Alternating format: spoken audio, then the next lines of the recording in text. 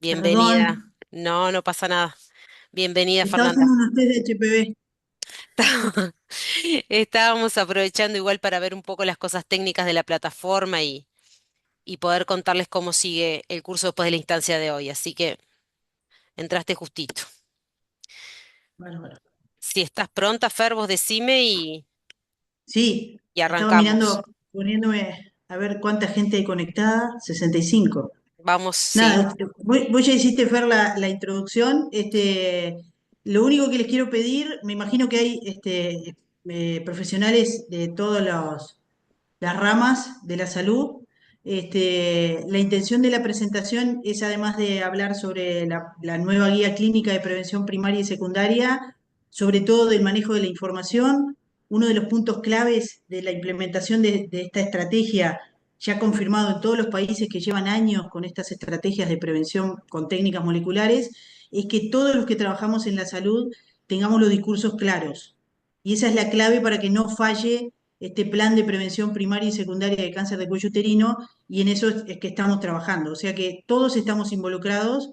Muchas veces pensamos en que sean obstetras, parteras, ginecólogas, ginecólogos los que manejen esto, y sí, lo tienen que manejar, pero tenemos que manejarlos todos porque si no la estrategia falla literalmente con el mal manejo de la información. Así que por el chat o me paran durante la presentación, no es un problema.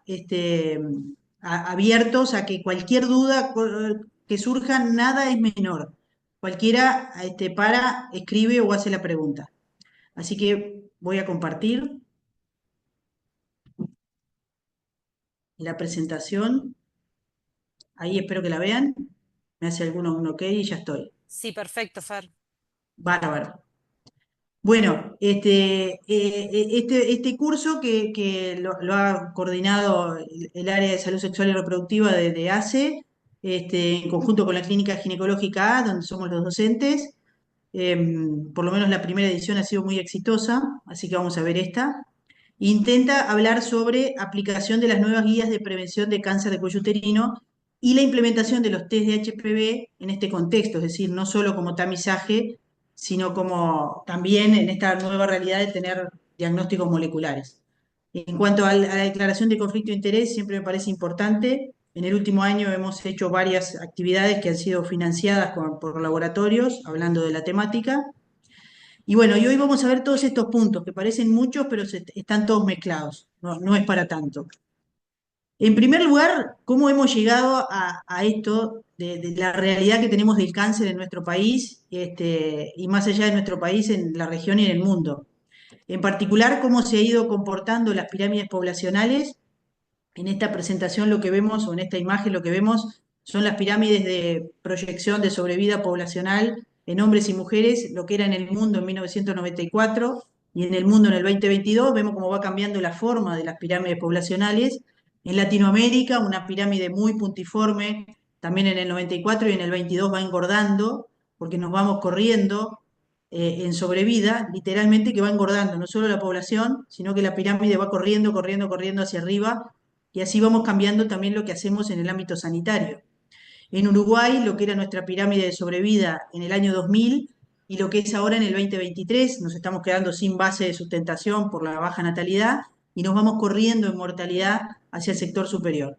La cuestión es que esto lo que significa es que hoy en día en el ejercicio de la salud o en la atención sanitaria tenemos que cada vez entrenarnos mucho más, no tanto a curar cosas, lo que siempre soñamos desde chiquitos los que hacemos medicina, sino más a sanar y acompañar. ¿Por qué? Porque con la longevidad, las enfermedades no transmisibles, las denominadas crónicas no transmisibles, justo el cáncer de cuello uterino no está muy en ese rango, pero bueno, estaría dentro de esta proyección, y las neurodegenerativas son las dos grandes falencias o enfermedades que nos van a dominar y que todos vamos a terminar muriendo de alguna de estas causas o de ambas.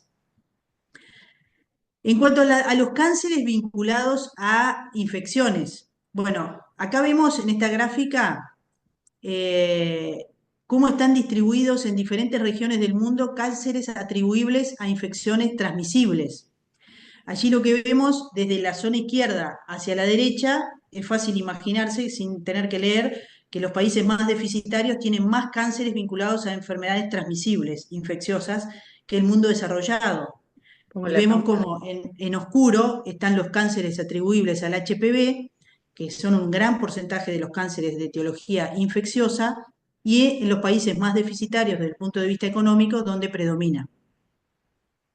En el Uruguay, ¿de qué nos morimos? Bueno, nos morimos 7 de cada 10 uruguayos nos vamos a morir de enfermedades crónicas no transmisibles, dentro de las cuales están las patologías malignas. La realidad del cáncer de cuello en Uruguay, el tema es, quizás cuando uno mira y analiza por primera vez los números, dice, bueno, no son tantas mujeres. Bueno, son muchas mujeres para el número poblacional que tenemos. El cáncer de cuello uterino sigue siendo el cuarto en incidencia en las mujeres uruguayas y el quinto como causa de mortalidad. Esto en números redondos significa un promedio de nuevos casos al año, nuevos diagnósticos que se suman a las mujeres que ya lo están transitando, que superan los 300 casos al año nuevos cada año, y la mortalidad por cáncer de cuello uterino supera los 130, 135 casos al año. Es un número muy elevado para una población de mujeres jóvenes que se mueren por esta causa. Y a eso agreguemos todas las que van quedando con las secuelas o cargando la enfermedad literalmente con todas las consecuencias. Hace pocos años atrás nos sucedía que las mujeres morían de cáncer de cuello uterino por sangrado, por infección, por insuficiencia renal. Actualmente no, porque todas esas cosas las tratamos, las resolvemos, pero la enfermedad la siguen padeciendo, por lo tanto las consecuencias son en mortalidad, pero también en la afectación de la vida de esa mujer y de toda la familia que la rodea y todo el círculo. Es decir, que tenemos casi un nuevo caso por día y fallece una mujer cada 60 horas. Y lo interesante es que a pesar de la disponibilidad sanitaria que tenemos en nuestro país, la mitad de los casos nuevos y el 30% de las muertes se presentan en menores de 50 años y 2/3 partes de los nuevos casos se diagnostican en etapas avanzadas, lo cual es imperdonable para la realidad del Uruguay. Por lo tanto, indudablemente, cuando miramos para atrás, que tenemos programas de prevención desde la década de los 90 ya hace 30 y pico de años, 35 años que tenemos programas de prevención armados, no hemos logrado impactar en mortalidad y eso es lo destacable en nuestro país, que nos diferencia de otros países que no tienen acceso. Entonces, la incidencia, vemos en la gráfica de arriba, en azul vemos la incidencia por edades y en rojo vemos la mortalidad por edades. Como vemos, la incidencia principalmente arranca a aumentar en torno a los 30 años y la mortalidad se corre un poquitito, pero siempre estamos hablando de población joven. Y el cáncer invasor e in situ, de acuerdo a las edades, también como es lógico, hay más cáncer in situ a menores edades y a medida que nos corremos un poquitito en décadas, comienza a verse más la incidencia de cáncer invasor. Esto cómo se ha comportado la línea de mortalidad en el país desde la década de los 90, lo que decíamos recién. Recién en los últimos 5 años empezó a haber una tendencia mantenida con un porcentaje de cambio anual significativo, disminución mínima en la mortalidad. Es decir, que ahora estamos viendo, empezando a ver un pequeño impacto y con esta nueva estrategia de prevención lo que esperamos es realmente lograr el impacto que nunca hemos logrado. Para entender y conocer en qué se sustentan las nuevas estrategias de prevención y para manejar bien la información, todos tenemos que conocer cómo se comporta la infección por HPV. La infección por HPV es la infección de transmisión sexual más frecuente, es decir, es más raro no tenerla que tenerla. Si mantenemos relaciones sexuales, es más excepcional las personas que no lo han tenido en su vida que tenerlo. A lo largo de la vida, 50-80% de las personas podrán tener alguna infección por HPV, es decir, que es súper frecuente. Hay que sacarle el prejuicio y sacarle el manto oscuro a la infección por HPV. ¿Y cómo se comporta la infección por HPV? Bueno, aquí vemos en este gráfico en años, la barra horizontal en negro desde la adolescencia hasta superado los 60 años, y vemos en la línea roja cómo es la prevalencia de las infecciones por HPV. A menor edad, mayor posibilidades de infección por HPV, y me faltaría hacerle un segundo pico en torno a cuando superamos los 50 años, que hay un nuevo aumento de infecciones por HPV por el comportamiento sociocultural que se ha modificado en las mujeres. Las lesiones premalignas, sin embargo, es decir, la afectación celular y la evolución a lesiones premalignas, comienzan a verse en torno a la década de los 30 y el cáncer superado los 30 en torno a la década de los 40. ¿Qué tipos de infecciones hay en cada momento de la vida? Esa es la gran diferencia y lo que justifica las diferentes medidas de prevención, primaria y secundaria, sobre todo, cuando las implementamos. A menor edad, como vemos en las barras de abajo, los triángulos de abajo, hay más posibilidades de infecciones transitorias. Es decir, me infecto, pero elimino esas infecciones. El virus no ingresa a la célula y no utiliza el mecanismo celular para reproducirse.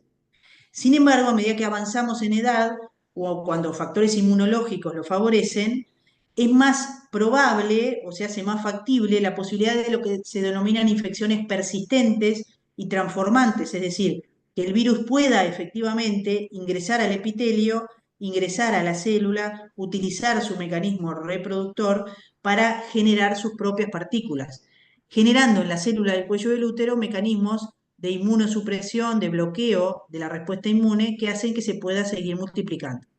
Es decir, que la edad con respecto a la infección por HPV es muy, muy importante. Y la edad con respecto a nuestras medidas de prevención, como vamos a ver también. ¿Cómo se comporta la infección a nivel celular? Bueno, nosotros nos podemos infectar por HPV muy frecuentemente.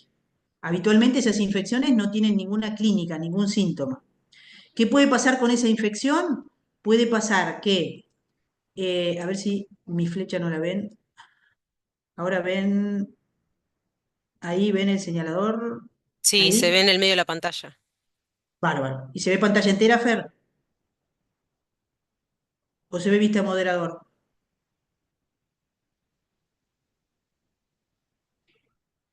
Bueno, no importa, si lo ven, está bien. Ahí Yo el, veo pantalla completa, Fernanda. Sí, se ve todo, sí. impecable. Entonces, la infección puede suceder a menor edad, es más frecuente, que haya un aclaramiento, ¿sí? O puede suceder que, a ver, ahí, que existe una infección persistente y esa infección persistente se integre al genoma celular para transcribir sus propias proteínas. Acá ponemos E6 y E7, las siglas de tempranas, 6 y 7, lo que hacen es diferentes mecanismos de bloqueo celular y utilización del mecanismo celular para su propia reproducción. En las infecciones persistentes aún es posible el aclaramiento de esa infección. ¿Cómo se correlaciona eso con las lesiones o las modificaciones celulares en el cuello del útero? Son las denominadas lesiones intraepiteliales de bajo grado o de alto grado, o HSIL y LSIL. Es lo mismo, son diferentes maneras de mencionar las mismas cosas. La cuestión es que esa modificación celular puede retroceder espontáneamente con el mecanismo inmunológico propio. Pero cuando esa infección persistente progresa, progresa y progresa, hay una inestabilidad celular que hace que se descontrole en la célula del cuello del útero, esa inestabilidad progresa y la alteración es irreversible cuando tenemos la lesión invasora. Por lo tanto, hasta las lesiones preinvasoras, las modificaciones pueden ser absolutamente reversibles. Algunos conceptos que son muy, muy importantes a tener claros con respecto a la etiología o a la etiopatogenia del cáncer de cuello uterino. Primero, que las mujeres menores de 25 años, la mayoría o gran parte de las lesiones SIN2, que ya corresponden a HSIL, se resuelven al año. Las dos terceras partes se resuelven a los 2 años. Y hasta el 70% pueden resolverse después de los 3 años. Es decir, que es más probable que retrocedan esas lesiones a que avancen. Esto es una de las justificaciones por las cuales tenemos que saber, por lo menos los titulares, que muchas veces actualmente los HSIL, las lesiones de alto grado en mujeres jóvenes, pueden no requerir necesariamente un tratamiento de resección y puede ser planteable el control. ¿Por qué? Porque sabemos que la mayoría van a retroceder. La persistencia de las infecciones por HPV más allá de 6 meses y de infecciones por serotipos oncogénicos, que ahora vamos a ver cuáles son, los de alto riesgo, y si coexisten más de un serotipo de alto riesgo o peor, se asocian con mujeres de mayor edad. ¿Por qué? Porque hay más infecciones persistentes. ¿Cuándo nosotros justificamos realizar tamizaje? En cualquier enfermedad. Primero, cuando la causa es común de morbimortalidad, el cáncer de cuello uterino está dentro de estas condiciones. Cuando hay manera de detectar y tratar una etapa presintomática, el cáncer de cuello uterino es ideal. Cuando los exámenes para diagnosticar son efectivos y eficaces, estamos en condiciones de eso. Cuando hay tratamiento, y el tratamiento es mejor en etapa, en etapa asintomática que en sintomática, el cáncer de cuello uterino es ideal. y el daño potencial de la intervención de tamizaje tiene que ser menor al tratamiento, no precoz. El cáncer de cuello uterino es ideal para estas condicionantes.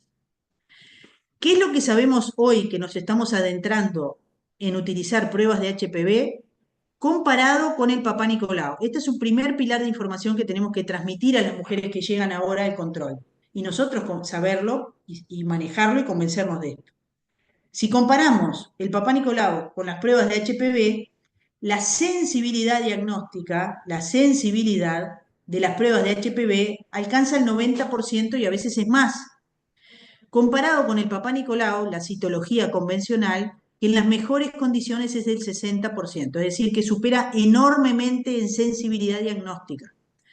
Ahora, cuando vamos a comparar especificidad, es decir, cuando la prueba es positiva, que efectivamente se correlacione con la presencia de enfermedad, ahí las pruebas de HPV bajan en especificidad y el Papá Nicolau es más específico que las pruebas de HPV, es decir, hace más diagnósticos. Esto es lo que explica los diferentes roles que pasan a tener en este nuevo escenario.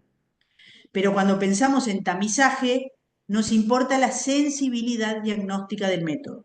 Por lo tanto, para tamizaje, las pruebas de HPV superan en sensibilidad al Papá Nicolau, a la citología convencional. Ahora, cuando pensamos en diagnóstico, como vamos a ver después, el Papá Nicolau supera a las pruebas de HPV.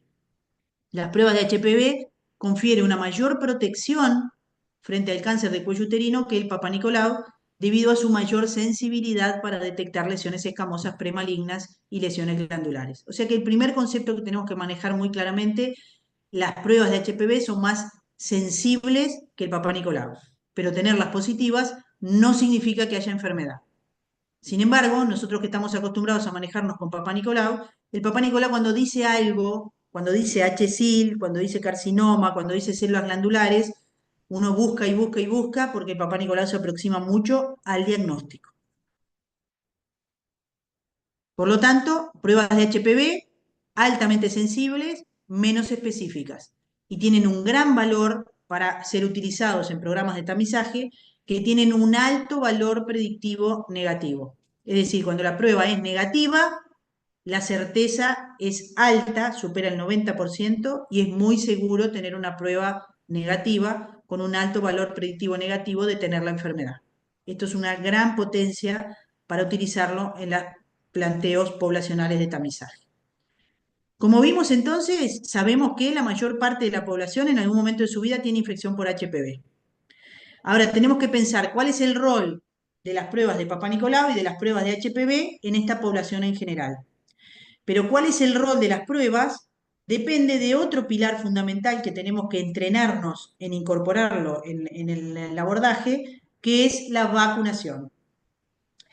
Hoy en día estamos entrando en el escenario de población que coexiste, población vacunada y población no vacunada, y la sensibilidad diagnóstica de las pruebas de tamizaje es diferente de acuerdo a si estamos enfrente a mujeres vacunadas o no vacunadas y de acuerdo a cuándo se vacunaron. El Papá Nicolau baja la sensibilidad diagnóstica en población vacunada. Aumenta su rol como diagnóstico, como vamos a ver ahora en el resto de la presentación, que esto le va a quedar grabado. Paso siguiente, antes de entrar a ver cómo utilizamos las pruebas de HPV en el tamizaje. ¿Qué tipos de pruebas diagnósticas de HPV existen? Bueno, las pruebas de HPV pueden detectar ADN o pueden detectar ARN. Si detectan una cosa o la otra, en realidad lo que hacen es detectarme al virus en diferentes etapas de su vida reproductiva. Las pruebas de tamizaje que tenemos en el mercado, lo que buscan o detectan es ADN del virus. Es decir, el virus está, no sabemos si ese virus está en reproducción o no, pero está presente en determinados niveles. Los métodos diagnósticos se basan en técnicas de PCR o amplificación de señal, esto es una cuestión de los laboratorios, y los tipos, lo que detectan las pruebas de HPV son HPV de alto riesgo, incluyendo genotipificación total o parcial. ¿Qué significa esto? Las pruebas de HPV se van a informar como positiva o negativa, o mejor dicho, lo más correcto es decir detectable o no detectable, y lo que me va a cuando me informa detectable, me está detectando HPV de alto riesgo, un grupo de virus de HPV de alto riesgo. detectan en general 14 genotipos virales de alto riesgo oncogénico, con algunos tienen la excepción de incorporar uno más, que es el 66. No importa, la cuestión es que el paquete básico lo tienen todos. Y algunas pruebas me identifican cuál de los virus de alto riesgo estoy diagnosticando. Ahora vamos a ver algún informe. Entonces, las pruebas de HPV identifican la mayoría, pero no todos los tipos de virus de alto riesgo. Esto es una información importante. Detectan los más frecuentemente vinculados con el cáncer de cuello uterino. Todas las pruebas genéricas detectan al menos los 13 tipos más comunes de HPV de alto riesgo u oncogénicos. Una prueba positiva se considera positiva si se detecta uno o más de un conjunto de los tipos de virus de alto riesgo. Las pruebas que identifican los diferentes virus, en general, distinguen entre el 16 y el 18 y el resto. Y eso tiene una justificación, y es cuánto se vinculan cada uno de los tipos de virus de alto riesgo con la posibilidad de desarrollar lesiones premalignas o cáncer. Esto es la justificación de por qué se distinguen entre una y otra. ¿Cuál es la correlación de las lesiones del cuello del útero de acuerdo a la presencia o la prevalencia de los HPV? Sin profundizar en esta tabla, pero esta tabla lo que nos muestra es el riesgo que tenemos de desarrollar lesiones sin 1, sin 2, sin 3, es decir, leve, moderado, severa, o L-SIL y H-SIL, o cáncer, si tenemos HPV 16 o 18, o si tenemos otros HPV de alto riesgo, y el riesgo es mayor con los HPV 16 y 18. Eso es uno de los principales sustentos para definir que a nosotros nos sirve tener la distinción entre la presencia de virus HPV 16 y 18 o del resto. En resumen, ¿qué tipos de pruebas de HPV existen? Existen pruebas de HPV que se informan como positivas o negativas, las denominadas test genéricos, y existen pruebas de HPV que genotipifican, que son variables de acuerdo a qué cosas genotipifican, pero todas nos distinguen entre 16 y 18 y el resto. Y para que lo tengan como información, existen pruebas en el mercado hace muchos años que lo que detectan es ARN del virus, es decir, en otras etapas de la infección, que muchas veces pueden ser utilizadas como prueba diagnóstica. Pero para tamizaje podremos tener pruebas genéricas o pruebas con genotipificación. Y también como una gran oportunidad que se viene en breve seguramente, es la posibilidad de que los test de HPV se pueden realizar con la toma en consultorio, como lo hacemos con el Papa Nicolau, o tienen la ventana de oportunidad de poder utilizarse lo que se denomina la autotoma. La autotoma de los test de HPV, uno mismo introducirse el hisopo en la vagina, tiene una sensibilidad diagnóstica altísima también, supera a la del Papá Nicolau enormemente, el PAP tiene una sensibilidad diagnóstica de 60% y la autotoma puede alcanzar hasta el 60% de sensibilidad diagnóstica, por lo tanto también sigue siendo una gran oportunidad cuando se terminen de implementar también la posibilidad de la autotoma de los test de HPV. Esto que ven acá son los 6 test comerciales que el Ministerio de Salud Pública aprobó para su utilización como tamizaje en nuestro país. Como ven, son pruebas de Roche, las COVAS, de Abbott, el KER HPV y el SPERT HPV, y uno que está terminando el proceso de habilitación, que es el que se va a utilizar en ACE, que ahora se los voy a mostrar. Estos son los que están habilitados. Sin embargo, en el mercado tenemos muchas pruebas de HPV. Esta tabla, que es impenetrable, en realidad se las pongo solo para que vean. Los que están marcados con la flecha roja son los habilitados por el Ministerio para tamizaje. La cuestión es que lo que vean en la columna de la derecha es el tiempo que demora en procesarse en la máquina y lo que detectan. Ven, por ejemplo, el de Abbott, el primero en el renglón, detecta 16 y 18 y el resto de los virus de alto riesgo que busca. El COVAS detecta 16 y 18 y el resto de los virus que busca, es decir, que uno puede ver el informe que diga detectable y a continuación que nos diga 16 o 18 o los otros. Ahora, para la prevención, ¿cómo metemos estas pruebas de HPV en la prevención? Hay una propuesta de la OMS de hace unos años que es ponerse como objetivo bajar el número de casos de cáncer de cuello uterino a menos de 4 casos por 100.000. Uruguay sería el país de Latinoamérica que podría aproximarse a cumplir este objetivo en el 2030 y para eso la meta es tener 90% de las mujeres vacunadas antes de los 15 años, 70% de las mujeres con un estudio de tamizaje entre los 35 y 40, es decir, 70% con un estudio, 90% de las mujeres que se les identificó la enfermedad tratadas. Ese sería nuestro objetivo final, que se resume en 90, 70, 90.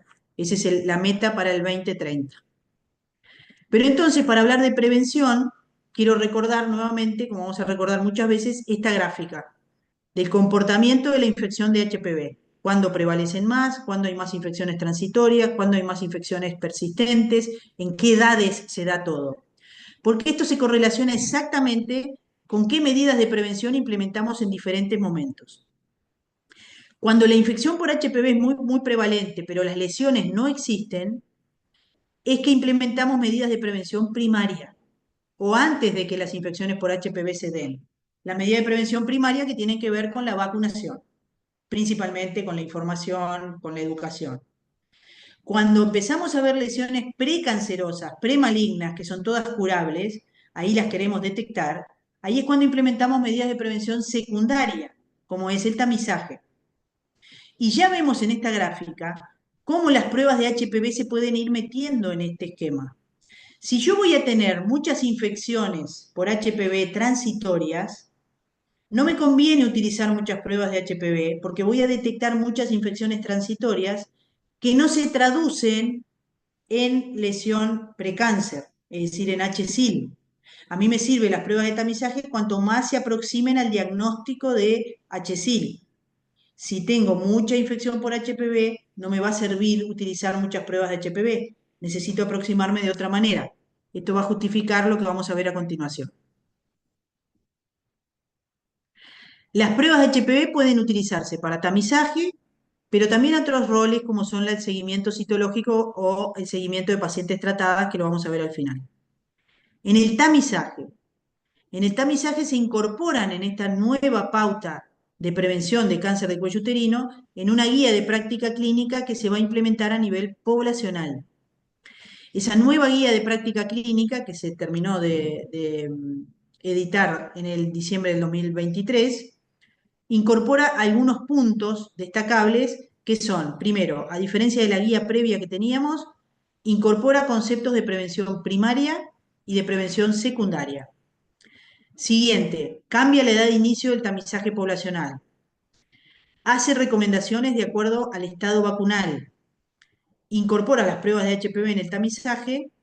Incorpora recomendaciones para mujeres HIV e incorpora recomendaciones de calidad de los laboratorios. Como les dije al principio, las recomendaciones que hay para la implementación de las pruebas de HPV de las organizaciones internacionales y que surgen a partir de experiencias de países que llevan años con las pruebas de HPV incorporadas, años, es decir, que nosotros no estamos innovando en nada, la primera cosa que recomiendan es que educar a todo el personal de salud sobre la historia natural de la infección, sobre el cáncer de cuello, las pruebas de HPV y la interpretación de los resultados. Es decir, todos estamos involucrados en esto, en diferente rol, pero todos involucrados en esto para que la consejería a las mujeres sea en una misma línea y no genere confusión. Bueno, recomiendan el entrenamiento del personal de salud, es un componente crítico. Y el personal para capacitar son todos los profesionales de la salud quienes proveen los servicios de tamizaje con pruebas de HPV. Así que estamos todos adentro de esta bolsa. ¿Qué cosa tenemos que saber en la clínica para implementar esta nueva estrategia? Tenemos que saber de vacunas, tenemos que saber qué pruebas de HPV, qué informan, qué significa y qué se hace con el resultado. Todos tenemos que saber eso. Y tenemos que saber qué opciones de triaje, es decir, con el resultado, qué opciones hay de exámenes complementarios. ¿Qué es lo que dice esta guía en cuanto a prevención primaria, vacunación? Primero, vamos a entender un poco por qué necesitamos vacunación contra el HPV. Porque tenemos otras infecciones virales que si nosotros nos infectamos en algún momento de la vida, generamos anticuerpos y no es necesario vacunarnos, porque generamos inmunidad. Cuando yo era chica me infectaba de varicela y ya tenía la inmunidad contra la varicela. Sin embargo, el virus del HPV, decimos, toda la vida estamos expuestos, sin embargo, no generamos una inmunidad natural.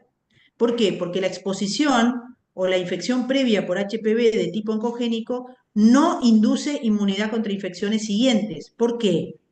Porque hay proteínas virales que generan un mecanismo de inmunosupresión, es decir, se ocultan al sistema inmune natural, se ocultan a la formación de anticuerpos contra los HPV. La protección generada por la exposición natural es variable y en general es muy baja. ¿Por qué?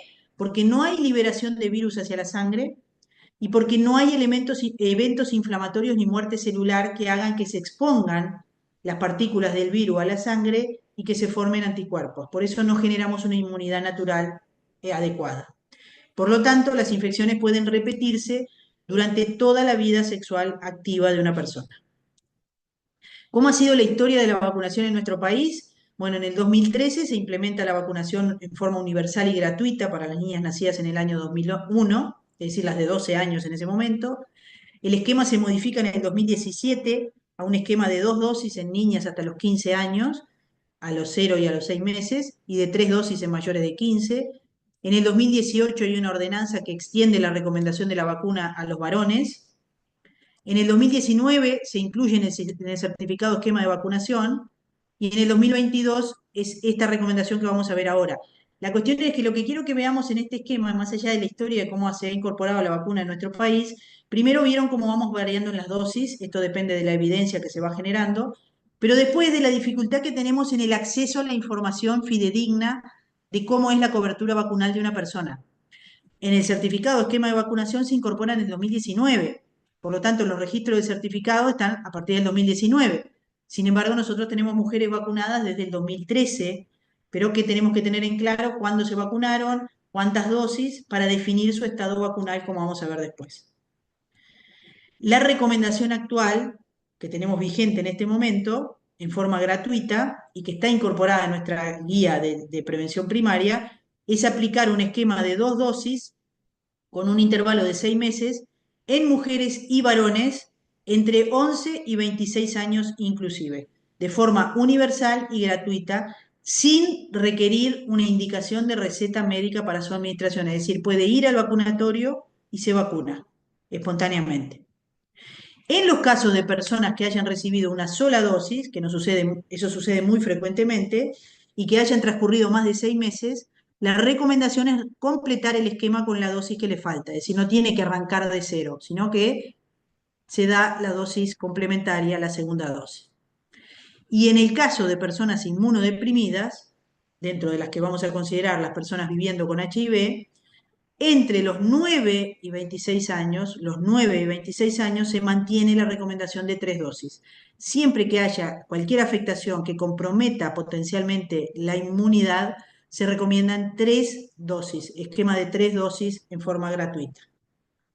Lo que dice la guía clínica es que se recomienda en forma gratuita a niñas, niños y jóvenes entre 11 y 26 años. Un esquema de 2 dosis que se deben dar con un intervalo de 6 meses. Y quienes hayan recibido una sola dosis o ya hayan pasado más de 6 meses, igualmente se recomienda hacer el catch-up con la segunda dosis. Y en mujeres y varones con VIH, de 9 a 26 años inclusive, un esquema de 3 dosis independientemente del valor de CD4, es decir, del estado de su enfermedad y del inicio de relaciones sexuales, se recomienda la realización de 3 dosis de la vacuna en forma gratuita.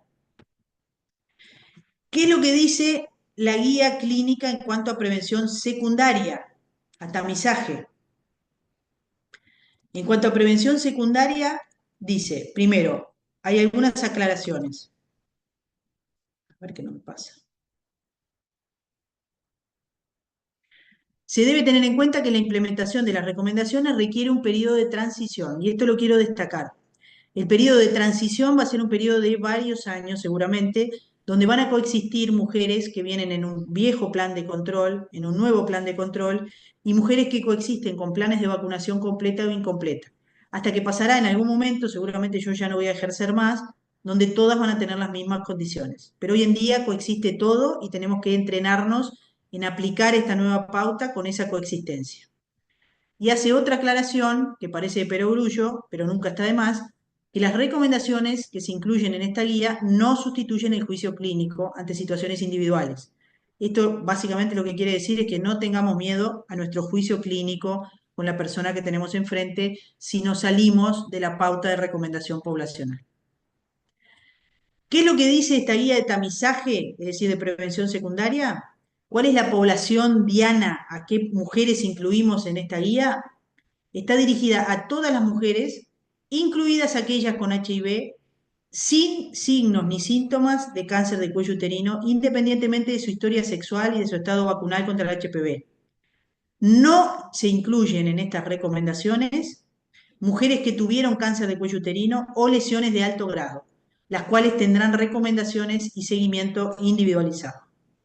Es decir, que la mayor parte de la población está incluida en esto, salvo las mujeres que tuvieron cáncer o lesiones premalignas por HPV. El público objetivo, la población diana es esa, y el público objetivo somos todos los prestadores de salud. Recomendaciones de la guía. Ahora vamos a ver punto a punto qué cosas recomienda y por qué. Primera cosa nueva, edad de inicio de tamizaje. Pasamos de la edad de inicio del tamizaje de los 21 a los 25 años. La nueva estrategia dice, no se recomienda tamizar de rutina a mujeres entre los 21 y 24 años. En este grupo etario se sugiere realizar y estimular el control ginecológico anual. Por lo tanto, este es un primer gran cambio que tenemos que trabajarlo nosotros, primero mentalmente, y transmitir la información poblacional. ¿Por qué se justifica esto? Porque antes de los 25 años la prevalencia del cáncer de cuello es casi nula, si bien existen, tendremos que individualizar. Y también antes de los 25 años las posibilidades de infecciones por HPV son altísimas, pero las posibilidades de resolución de esas infecciones también son altísimas, por lo tanto estaríamos haciendo iatrogenia, diagnosticando cosas que no tienen indicación de tratamiento. ¿Cuáles son las pruebas de tamizaje? ¿Cómo vamos a incorporar las nuevas pruebas de tamizaje? Acuérdense que yo les dije, esta nueva estrategia incorpora, además de las edades, además de las pruebas de HPV, incorpora el concepto de estado vacunal. Hablamos de mujeres vacunadas y mujeres no vacunadas, pero de las mujeres vacunadas vamos a incorporar el concepto de estado vacunal. No es lo mismo estar vacunada a una edad que estar vacunada a otra edad. Y eso es diferente en la estrategia de prevención. Y acá tenemos que meter además los test disponibles, test de HPV, si son genéricos o genotipifican. Vamos a aclarar un poquito a qué nos referimos con estado vacunal. Una cosa es estar vacunada y otra cosa es considerar vacunación completa o estado vacunal completo. ¿Cuándo lo consideramos completo? Cuando se recibió las 2 dosis de vacuna contra el HPV antes de los 15 años o por lo menos la primera dosis previo a los 15 años. Eso es lo que vamos a considerar vacunación completa o estado vacunal completo en esta guía de prevención. ¿Significa que si yo me vacuné a los 17 con las 2 dosis que me tocaban no tengo la vacuna completa? La tengo la vacuna completa, pero no en la consideración para la prevención. ¿Por qué? Porque la respuesta inmune y porque sobre todo los niveles de prevención de cáncer de cuello uterino son mayores cuando recibimos la vacunación completa antes de los 15 años que después, por la respuesta inmune a esa edad. Y el estado vacunal incompleto o sin vacunación es cuando efectivamente no está vacunada o recibió la vacunación incompleta o tuvo su primera dosis luego de los 15 años. Es decir, que acá entra un gran grupo poblacional que es sin vacuna o vacunada después de los 15 o la primera dosis después de los 15. Es decir, que los conceptos son diferentes a estar vacunado o no vacunado. Y esto se vincula, como les decía, con cómo se vio que se previene el cáncer de cuello uterino. En la línea naranja ven mujeres no vacunadas, el riesgo de cáncer de cuello uterino.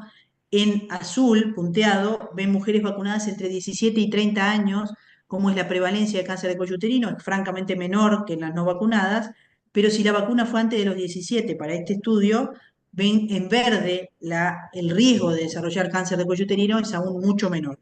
Es decir, que esto es lo que justifica que las diferentes edades en que se recibió la vacuna es diferente para las consideraciones de prevención. Entonces, en este circuito es que tenemos que manejar la información. ¿Qué es lo que consideramos vacunado o no vacunado? ¿Vacunación completa o no? estado vacunal completo o no, qué exámenes de test de HPV tenemos, genéricos o que genotipifican, y el Papa Nicolau qué hace en este escenario. Entonces, las recomendaciones de tamizaje para mujeres vacunadas, y cada vez que yo diga mujeres vacunadas, me voy a estar refiriendo a mujeres que recibieron por lo menos la primera dosis de la vacuna con HPV antes de los 15 años, más aún si las recibieron las dos antes de los 15 años. Para la población vacunada, ¿qué es lo que va a suceder? El Papá Nicolau disminuye su sensibilidad y entonces, para la población vacunada, la recomendación es simple, muy simple, y siempre se va a recomendar realizar pruebas de HPV. Por lo tanto, si enfrente tenemos una mujer que nos dice que se vacunó contra el HPV todas las dosis antes de los 15 años o la primera dosis antes de los 15 años, es una mujer vacunada. Si esa mujer tiene 25 años o más, le corresponde prueba de HPV. Se recomienda tamizaje primario desde los 25 hasta los 69 años con pruebas de HPV. Mujeres vacunadas, con esas condiciones. Es decir, acá no estamos considerando mujeres que se vacunaron después de los 15 años. A pesar de que estén vacunadas, no están en esta recomendación. Mujeres no vacunadas. Y acá es donde metemos el grupo de efectivamente no vacunadas o las que recibieron la primera dosis después de los 15 o todas las dosis después de los 15. ¿Qué es lo que pasa acá? En mujeres no vacunadas, la recomendación es mujeres no vacunadas o incompletamente vacunadas, se recomienda el tamizaje primario entre los 25 y 29 años con Papá Nicolau, cada 3 años. Y a partir de los 30 años con test de HPV. ¿Por qué esto?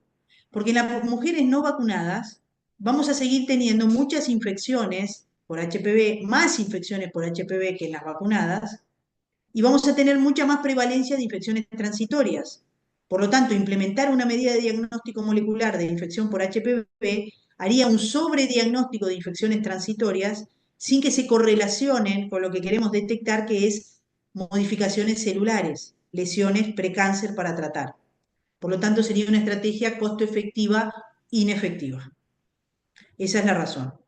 O sea que ya tenemos una primera gran división: mujeres vacunadas y mujeres no vacunadas, y tener muy claro el concepto de lo que la guía sugiere como mujer, considera como mujeres vacunadas y como mujeres no vacunadas. Por lo tanto, en la anamnesis o en la información que tenemos de las mujeres que vienen a tamizarse o que vienen al control, es importante incorporar en la información que extraemos el estado vacunal, que lo podremos sacar o de la historia clínica si se incorporan esos datos o del interrogatorio durante la anamnesis, que recuerde o no recuerde, pero no es simple esto. Acuérdense que está en el certificado de esquema de vacunación a partir del 2019 recién. Por lo tanto, todas las previas, en general, la charla es: ¿te vacunaste o no te vacunaste? Sí, me vacuné. ¿Y cuántos años tenías cuando te vacunaste? Uy, no me acuerdo, mi madre me llevó. ¿Cuántas dosis te diste? Uy, no me acuerdo. Es decir, parece una cosa muy simple, va a Perdón, llevar Fer, que tiempo. Sí, en el curso hay un material donde ponemos cómo buscar el estado vacunal, el certificado de vacunación en la historia clínica electrónica. Entonces ahí sí. ponemos paso a paso para que puedan encontrar esa información. Digo porque lo van a encontrar dentro de los materiales que están subidos a la página, el paso a paso. Sí, eso es una gran herramienta que incorporaron ustedes, que es muy, muy útil, que va a tener que copiar todo el sistema de cuáles son los pasos en la historia electrónica para encontrar ese dato. Porque en la anamnesis es difícil realmente, no se acuerdan cuándo. Y como no hay un registro, no hay un registro, hay un registro, pero no es fácil el camino, está bueno la aclaración, me había olvidado de eso. Bueno, en cuanto a la incorporación de los test de HPV, ya vimos lo de la edad de inicio, vimos las consideraciones de mujeres vacunadas y no vacunadas, qué es lo que estamos considerando, qué se recomienda de test de tamizaje. Y bueno, ahora vamos a ver cuando utilizamos las pruebas de tamizaje, cuando le toca hacerse test de HPV, que van a ser en mujeres vacunadas de 25 a 69, a esa la vamos a tamizar con test de HPV. Y en no vacunadas la vamos a tamizar a partir de los 30 años con prueba de HPV. Tenemos que ver qué tipo de prueba HPV tenemos enfrente. Específicamente ACE va a utilizar una prueba de HPV que genotipifica, así que vamos a hacer hincapié en esto. Y creo que al final la mayor parte del sistema va a tener pruebas de HPV que genotipifican, así que este es el algoritmo que tenemos que dominar. Cuando utilicemos pruebas de HPV que genotipifican, El informe de esas pruebas puede ser negativo, que acá quiero insistir en el punto que diga negativo significa no detectable, es decir, que no llegó al umbral de detección, porque es decir, puede el virus estar silente y ser no detectado, pero igual se informa como negativo, o las pruebas nos podrán discriminar entre 16 y 18 o entre el otro paquete de virus de alto riesgo. Como vimos al principio, es diferente la consideración de riesgo de acuerdo a la presencia de 16 y o 18 o de los otros. Entonces, en el escenario de informe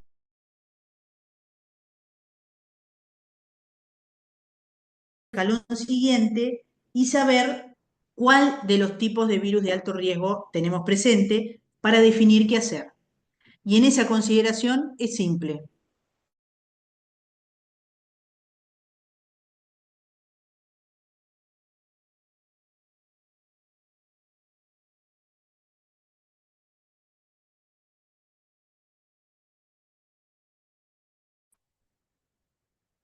¿Me cortó a mí o dejamos de escuchar Sí, momentáneamente? dejamos de escucharla. Se cortó a todas. Le voy a avisar. ¿Le mandas un mensaje? Sí, Debe que le falló la conexión. Vamos a guardar unos minutitos. Ahí salió. sí.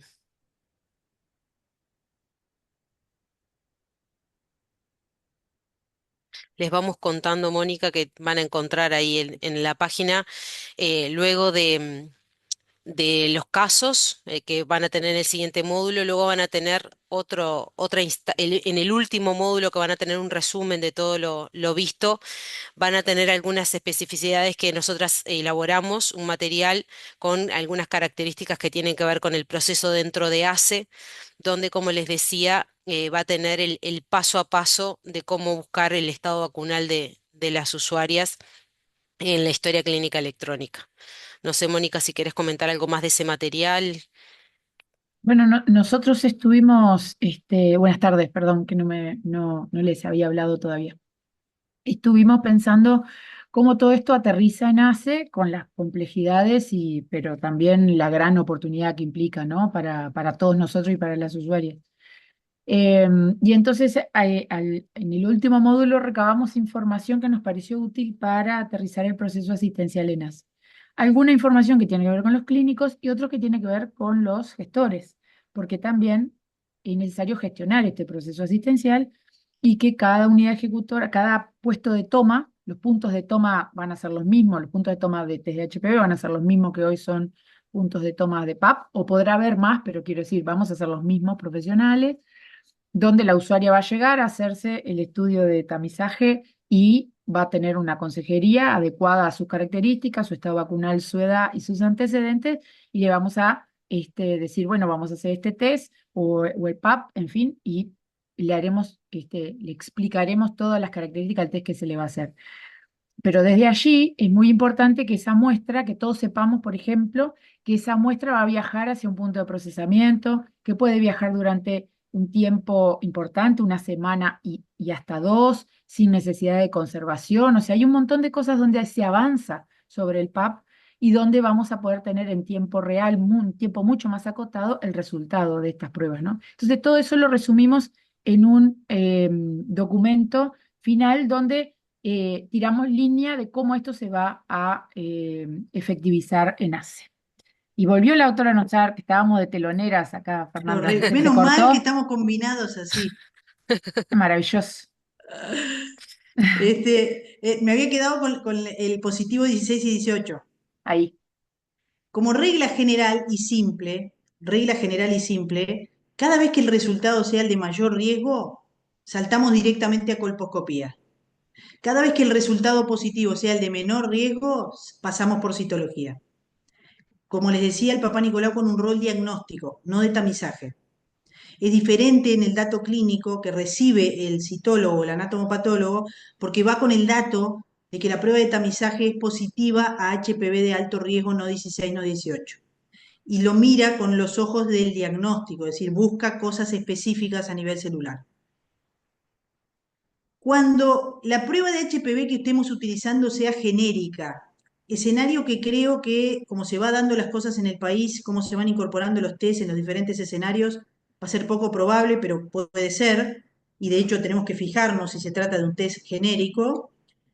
¿Cuándo lo vamos a estar utilizando? En la misma población, en mujeres vacunadas de 25 a 69 o en no vacunadas a partir de los 30 años. Ahí el resultado podrá ser positivo o negativo, es decir, detectable o no detectable. Y es más simple el algoritmo, porque siempre que dé positivo, no sabemos cuál de los virus de alto riesgo va a ser, es decir, podrá estar el 16 o el 18, pero puede ser el resto, o puede ser más de uno. Siempre vamos a pasar por el escalón diagnóstico de la citología, es decir, del Papá Nicolau. Y de nuevo, ahí en el dato clínico tendremos que poner que ese Papá Nicolau se hizo por una prueba de HPV detectable, no sabemos cuál. Y de nuevo el citólogo lo va a mirar con ojos diagnósticos, no de tamizaje.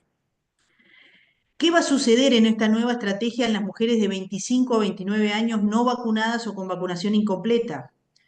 Bueno, vamos a seguir utilizando la pauta actual, tamizaje con Papá Nicolau. Y eso ya lo manejamos. Si es negativo, cada 3 años, eso es por la sensibilidad diagnóstica del método. Si es ASCUS, lo repetimos o podremos realizar colposcopía. Y si es mayor de ASCUS, directamente colposcopía. Es decir, que esto no nos profundizamos demasiado. ¿Qué es lo que dice la pauta en cuanto a la edad de finalización del tamizaje? Es parecido a lo que teníamos ya previamente, pero recomienda finalizar el tamizaje a los 69 años con controles previos normales. O otro escenario en mujeres que tuvieron una histerectomía total, es decir, que no tienen útero, que le sacaron el útero por patología benigna, sin antecedente de lesiones premalignas del cuello del útero. O que le sacaron el útero por patología maligna no vinculada a enfermedades por HPV, por ejemplo, el cáncer de ovario, el cáncer de endometrio. Es decir, que mujeres histerectomizadas por razones no vinculadas a lesiones en el cuello del útero salen del esquema de tamizaje poblacional. O mujeres de 69 años con los últimos controles normales salen del esquema de tamizaje global. Esto también siempre va a ser variable, seguramente a medida que la longevidad aumenta vamos a ir corriendo la edad de cierre de tamizaje. ¿Cuáles son las recomendaciones de esta estrategia? Yo les dije, teníamos que saber de vacunas, tenemos que saber de pruebas de HPV, tenemos que saber del rol del PAP y tenemos que saber muy bien cuáles son las pruebas de triage, es decir, lo que viene después de una prueba positiva de tamizaje. Y para eso voy a tratar de transmitirle esquemas fáciles, porque para no marearnos. ¿Cuáles son las denominadas pruebas de triage, de clasificación diagnóstica? Como vimos, si la prueba de HPV que utilizamos genotipifica, nos puede informar HPV no 16, no 18, como vemos acá en el medio, o HPV 16 y O18. Si es HPV 16 y O18, como es lo mayor riesgo, voy a colposcopía. Esa es mi prueba de triage. Si es el otro grupo de alto riesgo, mi prueba de triage es la citología para definir qué hago a continuación. Si el test que utilizo es genérico, es decir, solo positivo o negativo, mi prueba de triage es el Papá Nicolau, la citología. Son fáciles.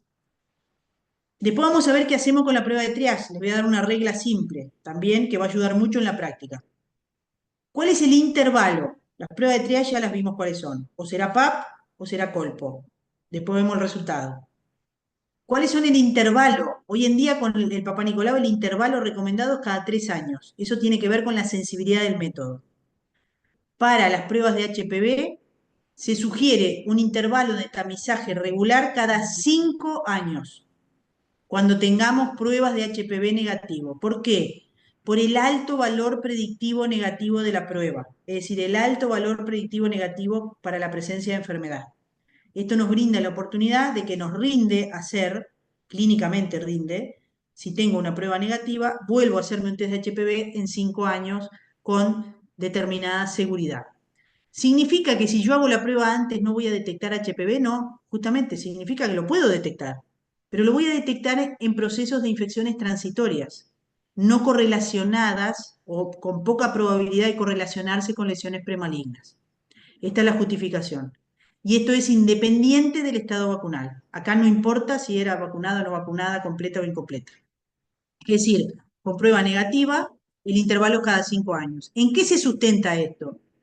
se sustenta en que con una prueba de HPV negativa, el riesgo de desarrollar HSIL a 5 años es menor a 0,15%.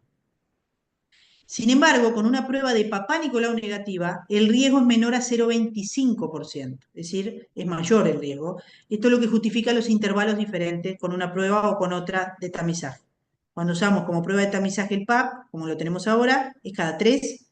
Cuando usamos como prueba de tamizaje el BPH, es cada 5. ¿Qué recomendaciones tenemos cuando tenemos diagnósticos, cuando usamos pruebas de tamizaje de HPV? Miren lo que dice la pauta. Cuando tengamos pruebas de HPV positivas, diferente a 16 o 18, con resultados mayor a ASCUS, derivar a colposcopía. Es decir, cuando yo tuve un test de HPV que genotipifica positivo, no 16, no 18, ¿qué le hice? Le hice como triage PAP. Si ese PAP da cualquier resultado patológico, ASCUS para arriba, derivo a colposcopía para tener un diagnóstico. Cuando utilice pruebas de HPV que genotipifican y me da positivo a no 16 o 18, ¿qué hice? Hago una citología, Papá Nicolau. Ese Papá Nicolau, en el caso anterior, me había dado positivo. En este caso, si el Papá Nicolau, que es la prueba de triage, me da negativo, vuelve al tamizaje en un año. Y acá les voy a dar como regla general la siguiente, lo vamos a ver en los siguientes resultados. Siempre que tengamos una prueba de tamizaje positiva, la que sea que utilicemos, ¿qué estoy diciendo con esto? Puedo tener un PAP patológico si le tocaba PAP. Puedo tener un BPH positivo genérico. Puedo tener un genotipificado no 16 o 18 o un genotipificado 16 o 18. En cada caso voy a hacer una prueba de triage. Podrá ser Papá Nicolau, podrá ser colposcopía. Esa prueba de triage, si da patológica, es una cosa. Pero si esa prueba de triage me da negativa, es decir, tuve la prueba de tamizaje positiva y la prueba de triage que le toque es negativa, es decir, descarta, vuelve al tamizaje en un año. Siempre es igual. Entonces miren acá. Prueba de HPV positiva no 16 o 18, ¿qué le tocaba de triage? Papá Nicolau. El Papá Nicolau le da negativo, por lo tanto, ¿cuál es la recomendación? Retamizar con test de HPV en un año. Y si al año es negativo, vuelve al intervalo regular. Regla siguiente. En el caso de que utilicé Papá Nicolau como tamizaje, mujeres de 25 o 29 años, o las que veníamos haciendo, ese Papá Nicolau es patológico. Y la colposcopía, que es el estudio de triage en este caso, es normal, se retamiza en un año con test de HPV. La misma regla. Y la recomendación también dice que en los sitios donde no haya disponibilidad de test de HPV, sigamos con Papá Nicolau como hasta ahora. Es decir, que me interesa sobre todo lo de las pruebas de retamizaje, que ahora lo vamos a repasar al final. Como recomendación final, la guía también lo que dice, bueno, cuando tengamos lesiones, tratarlas. Algoritmo de transición, lo de Papá Nicolau. Esto no lo vamos a insistir, seguimos con Papá Nicolau. Mónica, ¿algún comentario hasta ahora de esto? Esta guía también hace sugerencias de manejo de los resultados del Papá Nicolau, cosas que no teníamos hasta ahora. Y esto me parece importante también destacarlo, porque este escenario es el escenario de transición. Vamos a seguir teniendo esto. Cuando tengamos Papá Nicolau insatisfactorios por la muestra, insatisfactorios porque tienen contaminación, insatisfactorios por inflamación, insatisfactorios por sangre, la recomendación es repetir en 2 a 4 meses. Grabarlo esto. Si no tengo muestra endocervical es insatisfactorio. Repito en 2 a 4 meses para ver si tengo una muestra significativa y ahí defino si el tamizaje es normal o no. Si el tamizaje es negativo, tamizaje general. Si vuelve a ser insatisfactorio, pasa a colposcopía. Esta guía también hace recomendaciones cuando tengamos citología Papá Nicolau con ASCUS. Es igual a lo que veníamos teniendo, sugiere repetir en 6 a 12 meses, depende de la edad. La guía hace recomendaciones si tenemos escenarios de tener los dos resultados. Nos puede pasar de tener el Papá Nicolau con ASCUS y que le hagan un test de HPV. En esos casos se considera normal. Se repite el control en 3 años por el resultado del PAP. En mujeres mayores de 30, esto es igual a la guía actual, con PAP ASCUS o más, colposcopía. Y en mujeres, acá esto cambia un poco, y esto tiene que ver con la disponibilidad de pruebas moleculares. Cuando tengamos Papá Nicolau que informe ASC-H o HSIL y se haya hecho una colposcopía normal con biopsias normales, se sugiere volver al control en 1 año con pruebas de HPV. Esto da un poquitito de vértigo, pero es una sugerencia planteable y esto depende mucho, yo insisto, ¿se acuerdan al principio en rojo pusimos nunca olvidarnos del juicio clínico? Acá es súper importante dialogar, tener comunicación con quien informó el Papá Nicolau. Si el que informó el Papá Nicolau sigue insistiendo en que vio esas células que le sugieren esto, yo en particular sigo insistiendo en buscar la lesión y no espero 1 año con una prueba nueva de HPV. O sea que depende de los equipos asistenciales en los que estemos trabajando. Pero la guía hace esta recomendación poblacional, no es individual. Cuando tengamos Papá Nicolau que digan ACG y la mujer tiene más de 35 años o tiene factores de riesgo, que hoy yo le diría en Uruguay, casi el 100% de las personas tenemos factores de riesgo para patología de endometrio, sobrepeso, obesidad, diabetes, malnutrición en todos los aspectos, no solo desnutrición, hiponutrición, todo, se recomienda el estudio endometrial, porque pueden ser células glandulares del endometrio. Cuando haya Papá Nicolau con células glandulares con atipías o adenocarcinoma in situ, directamente la guía recomienda, si no encontró nada en la biopsia, haga un cono. Invasivo total, porque eso es altamente sospechoso de enfermedad. Cuando haya células endometriales en el PAP, estudio del endometrio. Todas estas cosas nos puede aportar el Papá Nicolau. Además, el Papá Nicolau va a tener tanta más relevancia como diagnóstico que seguramente empecemos a mirar mucho más estos resultados. Consideraciones finales de esto de la prevención secundaria. Primero, tenemos que mezclar en nuestro cerebro vacunadas y no vacunadas, ¿qué es lo que consideramos? No va directamente alineado con que se recibió o no recibió la vacuna. Acuérdense de la edad y las dosis. Si tenemos enfrente test genéricos o que genotipifican. Y de acuerdo a esa mezcla de información, en mujeres vacunadas, el Papá Nicolau baja la sensibilidad, entonces el tamizaje va a ser siempre, de ser posible, con pruebas de HPV. Más fácil. En no vacunadas, antes de los 30, seguimos con Papá Nicolau. Porque realizar pruebas de HPV sería iatrogénico. Diagnosticaríamos mucha infección transitoria. Si tenemos prueba en la mano que genotipifica, entre 16 y 18 y el resto, nos permite ya de entrada estandarizar el riesgo. Y entonces, y cuando tengamos pruebas que sean genéricas, que sean solo positiva o negativa, nos permite catalogar la presencia de HPV de alto riesgo, sin saber si está el 16 o el 18, alarga un poquito el proceso porque siempre vamos a hacer Papá Nicolau. Para terminar, cosas destacables, nueva pauta dice, de tamizaje, edad de inicio 25 años, edad de finalización 69, vacunadas tamizo siempre con HPV, me fijo si es genérico o genotipifica. No vacunadas 25-29 PAP, a partir de los 30 HPV. Intervalo si utilicé pruebas de HPV y el HPV fue negativo cada 5 años.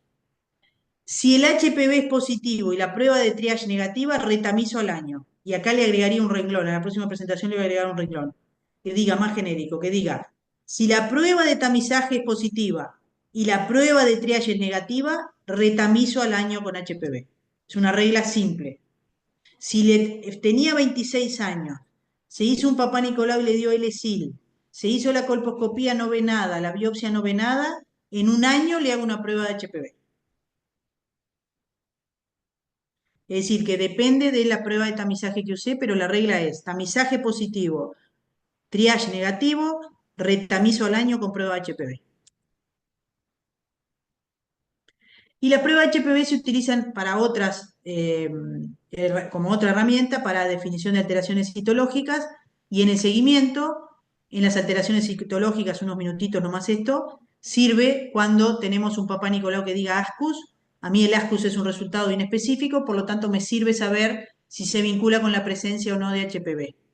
Si hay HPV, le hago colposcopía. Si ese ASCUS no tiene presencia de HPV, es un Papá Nicolau normal. Sin embargo, en otros Papá Nicolau, que nos vamos a tentar a hacer pruebas de HPV, no está indicado hacer si tenemos un ASC-H, porque el ASC-H en el 80% se vincula con la presencia de un HPV de alto riesgo. Entonces, no está indicado, ¿por qué? Porque no me va a cambiar la conducta de hacerle una colposcopía. Es decir, le voy a hacer una prueba de HPV al cohete porque me va a dar un HPV de alto riesgo y yo le tengo que pedir colposcopía siempre. Lo mismo sucede con los LSIL, que nos tienta a hacerle HPV. Hoy en día no tiene una aplicación clínica clara. Si tengo un Papá Nicolau que dice LSIL, al momento del tamizaje estamos hablando. Al momento del tamizaje, es necesario realizar prueba de HPV, el 70% van a ser HPV positivo. No me va a cambiar la conducta de hacerle una colposcopía. Por eso no está indicado cuando lo recibo como tamizaje. Y en el seguimiento, el rol de las pruebas de HPV tienen un rol de seguimiento post-tratamiento, post-conolip o cono frío, porque son más sensibles, junto con el Papá Nicolau, nos permite definir si persiste o no persiste la infección y la posibilidad de recaída. El test de cura es lo que hacemos a los 6 meses post-tratamiento y se refiere a tener un Papá Nicolau y una prueba de HPV negativas, nos da la seguridad de la eliminación de esa patología y vamos a dejar de tener el escenario que tenemos actualmente en nuestro país de hacer siempre seguimiento con PAP y colpo cada 6 meses, cada 6 meses, cada 6 meses, no. Tenemos la posibilidad ahora con pruebas de HPV de hacer Papá Nicolau y test de HPV a los 6 meses. Si es negativo, el riesgo de HSIL en los próximos 2 años es menos de 0,5%. Eso es lo que se denomina test de cura. Y esto lo vamos a pasar, que ya lo hemos dicho. Esto es lo que les decía del test de cura. Cuando tengamos mujeres con conos, con bordes libres o con el borde exocervical, a los 6 meses le hacemos Papá Nicolau y test de HPV. Si es negativo, al año le volvemos a hacer lo mismo. Si es negativo, al año le volvemos a hacer lo mismo, es decir, una secuencia de 2 años. Y si todos fueron normales, pasa al tamizaje habitual. ¿Por cuánto tiempo? 25 años, porque durante 25 años permanece el riesgo mayor de lesiones cervicales. Y si en ese cotest cualquiera de los dos resultados da patológico, colposcopía. Finalmente, lo del marco regulador. Nosotros tenemos un marco regulador, teníamos vigente un marco regulador de los cánceres genitomamarios, se adaptó a la nueva realidad de tamizaje y se incorporó acá en septiembre de este año el proyecto de ley que ya se aprobó, que incluye que las mujeres trabajadoras en actividad privada y funcionarias públicas tendrán derecho a un día de licencia con goce de sueldo, a efecto de facilitar la concurrencia a test de HPV o examen de Papá Nicolau o mamografía, de acuerdo a lo que le toque hacer. También esa ley, cosa que no sabemos muchos, dice que los centros de salud que expidan carnet de salud deberán posibilitar la realización conjunta de test de HPV o Papá Nicolau o mamografía. Y final de la presentación, van varias veces que le digo final, es muy malo psicológicamente esto. En septiembre de este año se actualizaron las recomendaciones de vacunación contra el virus de HPV y se incorporó en forma gratuita, además de lo que dice la pauta que vimos hasta ahora, hasta los 45 años a estos grupos poblacionales. Edad pediátrica con diagnóstico de papilomatosis laringea, se recomienda la vacunación.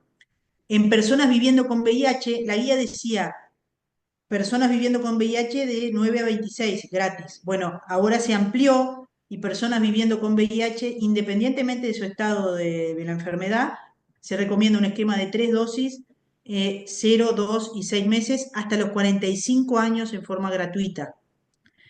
Personas receptoras de trasplantes, es decir, inmunocomprometidos, por eso se recomienda 3 dosis en forma gratuita hasta los 45 años.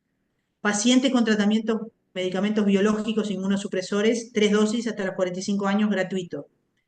Pacientes con lesiones cervicales de alto grado relacionadas con el HPV que no hayan sido previamente vacunadas, se recomienda vacunación de 3 dosis.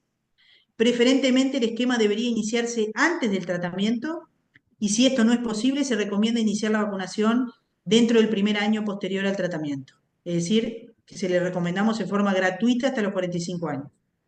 Personas con lesiones anales de alto grado relacionadas con HPV no vacunadas previamente, el mismo esquema. Y Personas víctimas de violencia sexual no vacunadas previamente. Imagínense lo frecuente que es esto en la consulta. Personas víctimas de violencia sexual no vacunadas previamente, le indicamos la vacunación, además de todas las medidas preventivas, en inmunocompetentes, 2 dosis, en inmunodeprimidos, 3 dosis. Hombres que tienen sexo con hombres y mujeres transgéneros sin infección por HIV, sin otro tipo de inmunosupresión, que no hayan sido vacunadas previamente, vacuna gratis hasta los 45 con esquema de 2 dosis.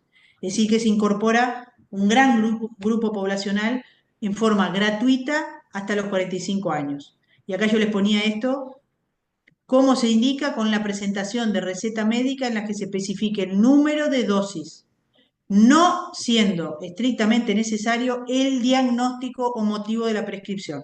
Acá me dice una receta yo en el SMI, a mi nombre, yo no entraría por la edad, pero voy a fingir demencia, y me indiqué la vacuna contra el HPV, 2 dosis. Y como ven, no puse la razón. Es una indicación de cuántas dosis, porque entro dentro de la pauta de esquema gratuito hasta los 45 años. Es decir, que hay que individualizar nuestras indicaciones. Una cosa es la medicina basada en la evidencia, otra cosa es la medicina centrada en la persona. Individualizar lo que conocemos a la realidad personal, siempre teniendo en cuenta la evidencia de las recomendaciones que hacemos a nivel poblacional. Creo que con esto estamos. Ahora sí. Muchas gracias. Y bueno, ahora sí quedamos abiertos a preguntas, comentarios, cosas que les surjan. Fernanda, ¿te puedo hacer una pregunta vinculada a esto último No, que dijiste? con médico de familia no hablo.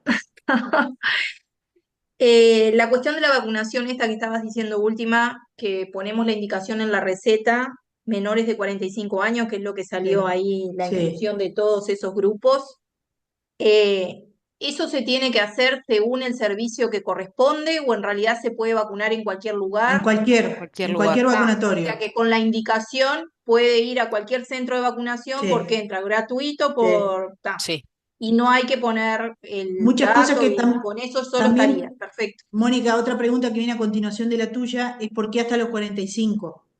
Mm. Las vacunas están aprobadas por los organismos de habilitación, la FDA y la europea, etcétera, hasta los 45 años. ¿Qué estás haciendo? Ah, ¿está en el Y por agua? eso, pero solo el dato de cuántas dosis. Deberían aceptar eso y los vacunatorios tienen que aceptar eso. Digo porque es una cosa importante, ¿viste? Que te vuelve para atrás que me poneme el dato clínico. Bueno, estrictamente la reglamentación La no pauta. dice eso. Bien, bárbaro. Gracias.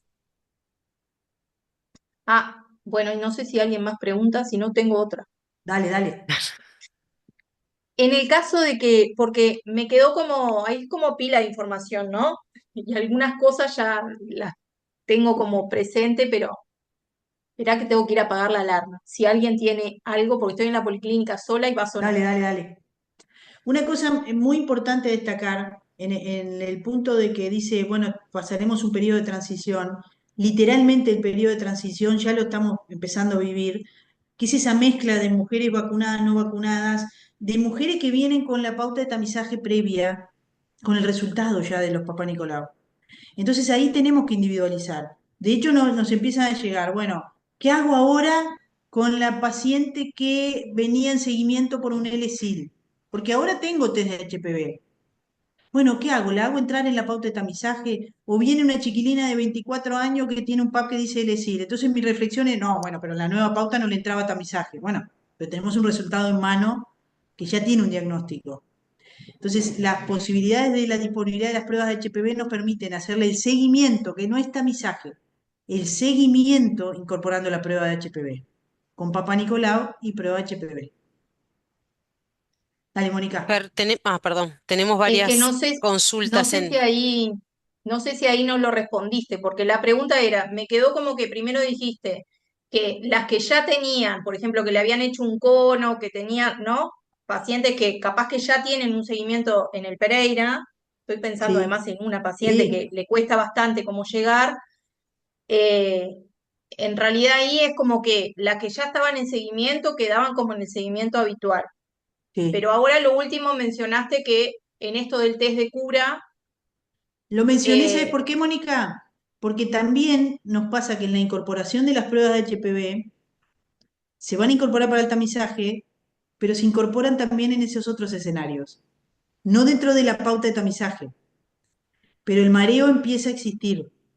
Entonces, saber no, que se van a empezar, vos te vas a empezar a encontrar con mujeres en el seguimiento que te vuelvan con un Papá Nicolau y un test de HPV post-cono y saber ahí va, pero en interpretarlo. realidad porque si yo tengo el acceso, digo por estas situaciones clínicas, si yo tengo el acceso al test, entonces no estaría mal que en realidad se Total, le haga, porque le hago el PAP, le hago, y vos, el test le escuchá, hago, y entonces ya ahí lo incluyo como en el seguimiento para estar es presente una en qué gran situación está. oportunidad Ah, para ustedes perfecto. en Policlínica, porque hacerle la muestra del Papá Nicolau y del THPV es fantástico, no tenés que pedirle colposcopía, Sí, por eso. no Porque se si no está traslada. como en esa que tienen que hacer el PAP y tienen que hacer la colpo y en realidad no En el mismo accede, la falta momento, de plata, en el todo mismo lo que ya momento las sabemos. dos cosas. Bien, perfecto. Y primero le haces la toma de PAP y después el HPV.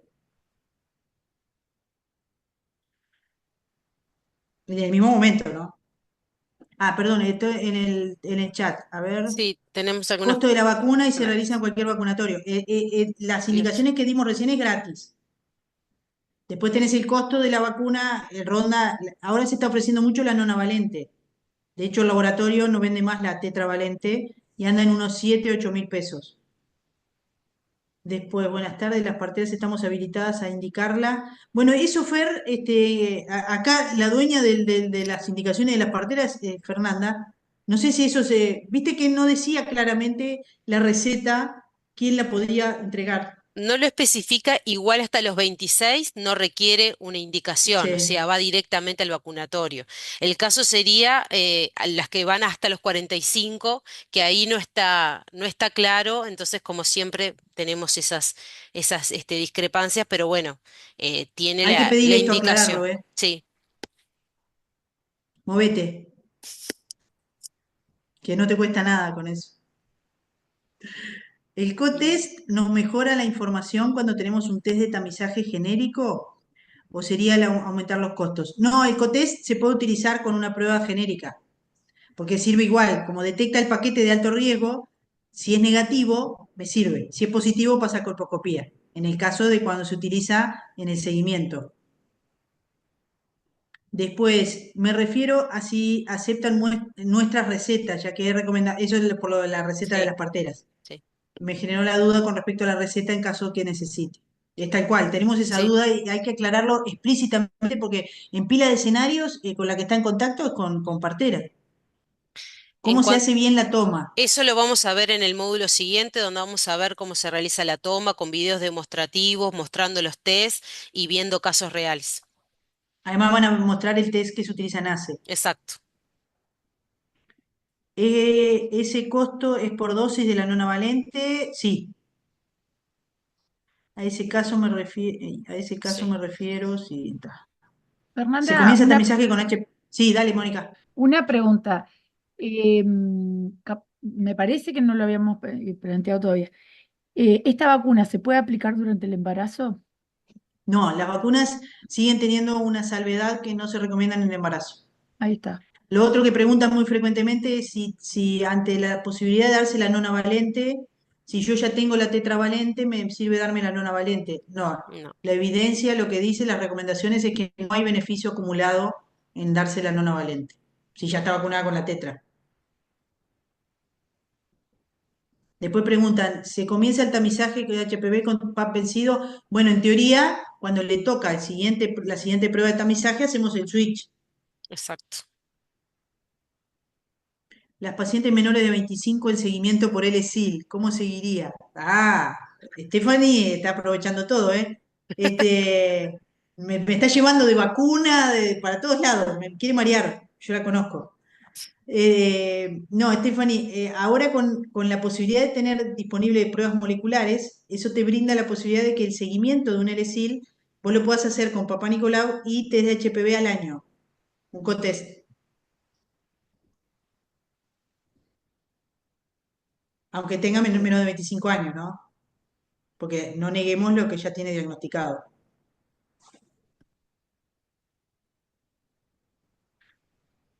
Mónica, Mónica Oliniski.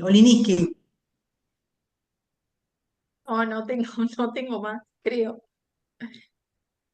Es interesante cómo uno se imagina los escenarios probables y las Sí. posibilidades que da esto.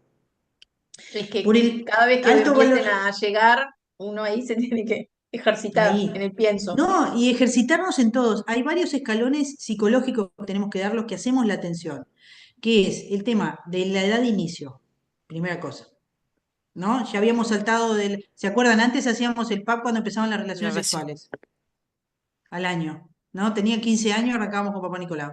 Después pasamos los 18 años, con la credencial y la libreta de conducir. Después el salto a los 21, ya nos costó, de los 18 a los 21 nos costó. Ahora es a los 25, primera cosa. Siguiente cosa, los intervalos cada 5 años. Primero tenemos que superar psicológicamente cada uno de nosotros para poder transmitir la información. Primero entendernos, porque esto fue charla entre ginecólogas, ¿eh? ¿Cómo? Pero yo me hago un test ahora y en 5 años me hago otro y en el medio no me va a dar alto riesgo positivo. Sí, te puede dar, pero no se va a correlacionar con las alteraciones citológicas. Ese es el tema, que el daño que podemos generar en el medio. Otra cosa, otros escenarios. Viene, tengo nueva pareja. Entonces, sí, yo entiendo muy bien cómo es una infección de transmisión sexual. Entonces quiero saber ahora, altas chances de que el test le dé positivo con nuevas parejas, pero son infecciones transitorias. Es decir, porque el tiempo también hace a la posibilidad de la infección persistente y esa que da la modificación celular. Entonces, el daño es mayor que el beneficio. La detección de lesiones de HPV-16, la afectación psicológica del equipo asistencial y de la persona, si lee, es altísima y generaría iatrogenia. Una duda al hacer el control ginecológico en menores de 25. Si le vemos una lesión o una zona roja, ¿qué hacemos? ¿La estudiamos? Se le puede hacer una citología. Sí. Por eso se recomienda el control. El examen físico fundamental. Y lo que decías al principio del caso individualizado, ¿no? O sea, la Sí, atención a la persona. sí. También la otra pregunta que es diferencia de costos que tiene el test de HPV versus el PAP, ¿eso se refiere al costo que se le traslada al paciente o a qué precio tienen? Porque en realidad los costos para los pacientes en ACE no tiene el costo y en otros prestadores, por entrar dentro de la ley, tiene el mismo costo para el Exacto. usuario. O sea que no Está hay en una la diferencia. reglamentación. Exacto, Está en la reglamentación que está dentro de las prestaciones el timbre mínimo, igual que el PAP. Y a exacto. nivel general, el costo, yo no sé cuánto está exactamente el costo, más o menos, tentativo de un Papa Nicolau, pero te cobran particular 800, 1000 pesos hacerte un PAP y el THPV unos 3000 pesos. El THPV, el costo genérico del laboratorio, ahora que está en el PIAS, anda en 1400, 1500 pesos. Sucede que en los lugares que te hacen, te cobran la realización de la toma, el procesamiento, etcétera. Pero es Sí, eso, se ha vuelto más cuando, accesible. cuando la Junta Nacional de Salud costeó esto para ver cuánto se iba a sumar a la cápita, bueno, todo eso para incorporarlo al PIAS, se calculó que un PAP salía unos $7 y un test de HPV unos 20. De todas maneras, eso es el costo en el momento, ¿no? Uno a Pero uno. uno a uno, pero recordemos que el test de HPV se hace cada 5 años y la sensibilidad es mucho mayor, o sea que de todas maneras es ganar, ganar por todos lados Costo como efectivo. costo efectivo como política pública. Exacto. Sí, sí, a largo Ahora, plazo es ahora, incomparable. incomparable. Ahora en este momento, ACE está generando acuerdos para comprar test de HPV con genotipificación y todo lo más a $15. Incluso hay un paso menos, digamos, que se hace ¿cómo es? El La parte de procesamiento. laboratorio, Sí, ay, gracias, en el procesamiento. De manera que en la medida, como casi todas las cosas que están dadas al mercado, en la medida que se utilizan y cada vez más, los costos disminuyen y además hay más experiencia acumulada y más fiabilidad en las técnicas de laboratorio. O sea que tenemos la posibilidad, la PCR se popularizó mucho con el COVID, ¿verdad? Hay varios laboratorios en ACE que tienen el recurso humano calificado y el recurso tecnológico, y lo que se está buscando es una buena distribución de manera que todas las unidades ejecutoras de ACE sepan dónde tienen que mandar sus muestras y asegurar que el resultado llegue en tiempo real a dos lados por lo menos, a la historia clínica de la usuaria y al equipo clínico responsable de la atención de esa usuaria. O sea, esta es una oportunidad que no podemos perder para que el resultado positivo no quede en la historia clínica esperando que la señora venga a buscarlo, sino que vaya a quien dé seguimiento a estos casos y permita una actuación oportuna para completar las fases diagnósticas, ¿no? O sea que en eso se está trabajando, hay algunas cosas que todavía no están resueltas, como por ejemplo, quién compra qué y quién paga qué, pero son definiciones, digamos, que se están tomando. Esa es la pregunta que están haciendo a Eh, través del chat, que depende de cada una de las regiones que están trabajando hacia dónde derivan, porque los laboratorios que realizan la prueba serán quienes deban comprar el kit de toma para que sea compatible y por eso es que hay que hacer todo ese camino en cada una de las unidades ejecutoras. Pero se está trabajando en todas las regiones, para eso. Valentina Bien, hace una pregunta, voy para las preguntas de atrás, que me hace acordar a los viajes que tenemos con Verónica Fiol y Diego Greif yendo a dar talleres a diferentes lugares. En las rutas se nos van ocurriendo todas las combinaciones probables de resultados y de pacientes. A Vero sobre todo, ha delirado enormemente. Y entonces Valentina me hace acordar porque esto de que, bueno, pero yo le veo el cuello, le veo la lesión y le voy a hacer el test de HPV y ¿qué más hago? Pregunta, si al realizar el test HPV vemos una lesión o zona roja. Bueno, primero que si vemos una lesión sospechosa, podés hasta biopsiarla, Valentina, ahí. Pero podés hacer una citología también. No obstante, si esa lesión está vinculada a un HPV, el test HPV que le vas a hacer va a dar positivo. O sea que se va a terminar llevando después la colposcopía. Eso por un lado. Y después Samsung dice, consulta, si tenemos un test de HPV positivo 18, ¿sí? Es decir, uno de alto riesgo, mandamos colpo, perfecto, pues está dentro de lo de mayor riesgo. Esa colpo es normal, volvemos a mandar en un año control con test de HPV, perfecto, vuelve al año a retamizarse con test de HPV. No vuelve a salir test de HPV, es decir, el nuevo tamizaje dio HPV negativo, vuelve al tamizaje poblacional. Bueno, después Gonzalo que hace aportes de los valores.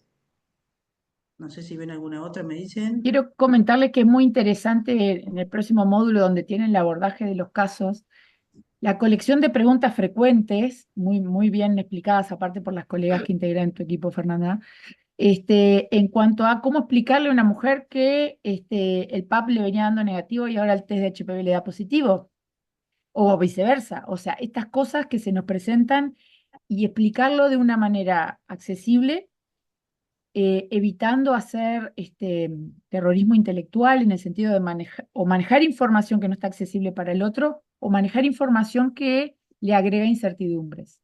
Recordemos que esto es una infección de transmisión sexual y entonces a las personas se le agitan un montón de cosas, de fantasmas y también de miedos y también de otras cuestiones. Entonces es muy importante manejar información adecuada para orientar y no generar daño, porque si no, estaríamos entregando información que más que poner a la persona en ruta de cuidar su propia salud, la pone en un escenario de incertidumbre que es muy lesivo para su salud. Esa parte de la prevención cuaternaria está muy estudiada y por lo tanto los invitamos a ver con detenimiento los videos en cuanto a qué información transmitir y cómo. Sí, no se los pierdan porque están muy buenos. La vida real. Y las Sí, docentes son muy buenas, además explicando el porqué. sí, sí, altamente recomendable. Y no También, perder la oportunidad como de enfatizar las cosas de prevención, ¿no? En esto de trabajar el tabaco, por ejemplo, que siempre hacer como la intervención ahí porque se preocupan por, y entonces cuando explicamos todo esto y este test nuevo y qué y demás, ¿no? Como tener presente eso otro también a trabajar los factores de riesgo.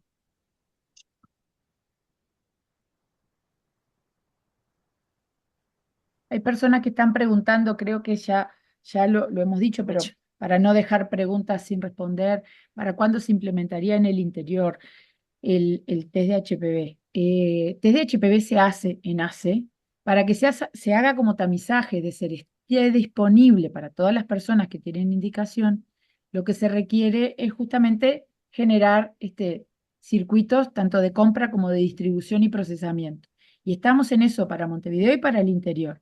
existe la posibilidad real de que un número finito de laboratorios en ACE, unas 8 lugares del país, puedan procesar muestras para todo el país. Estábamos pensando, para que tengan una idea, el 75% de las mujeres usuarias de ACE son mayores de 30 años. Entonces, hicimos un estimativo de, bueno, si hicimos 70.000 PAP el año pasado, bueno, vamos a tener que hacer entre 50 y 60.000 test de HPV, que van a ser de a poco, porque no van a venir todas las mujeres juntas a hacerse test de HPV.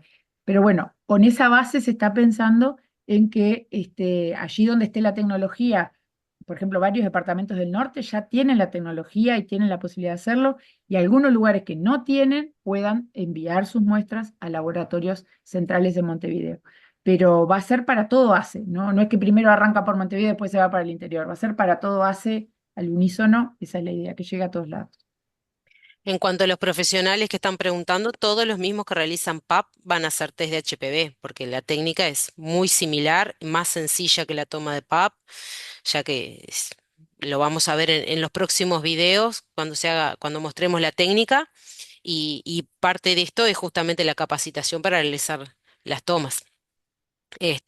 Pero nada, todos los que ya hoy por hoy hacen PAP y en las mismas circunstancias, tanto en aquellas policlínicas donde está específicamente para que las mujeres puedan ir de forma espontánea, como la de oportunidad, que siempre es lo más recomendado, que en el momento que las usuarias puedan y estén en consulta, se pueda realizar la toma. Incluso vamos a ver que es mucho más benevolente la forma de la toma porque tiene menor interferencia. También vamos a ver las especificaciones que van a hacer el equipo de laboratorio en la toma. Entonces también va a haber mucho material específico en el siguiente módulo para que puedan tener en consideración para realizar la toma.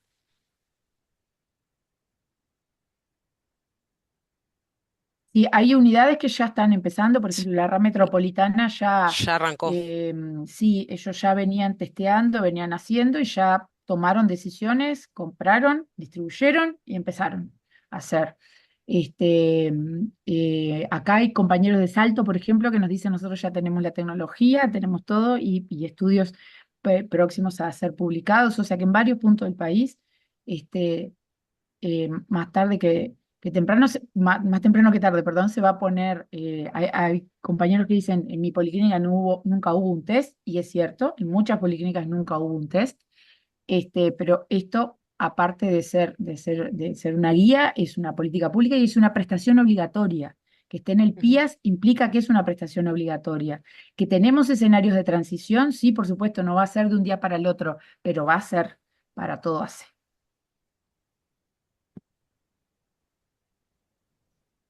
No sé si quedan más preguntas. De Paysandú, Silvia estaba haciendo el comentario ese que todavía no tienen, y bueno, se está trabajando con la región también. Sí, la región norte incluso fue la que Sí, más propuestas hizo en cuanto a tener varios laboratorios en la región, para poder procesar. Prácticamente en todos los departamentos está en condiciones de procesar, salvo que creo que en Bella Unión que iban a mandar para Salto, pero además están en condiciones de procesar muestras en todos lados. Así que sí. Las regiones, las direcciones regionales han trabajado esto con los directores de las unidades ejecutoras, o sea que es una información que no sale de los laboratorios por obra, o sea, por arte de magia, sino que las direcciones de las unidades ejecutoras saben que se está trabajando en esto porque a ellos se le ha pedido información al respecto. ujú.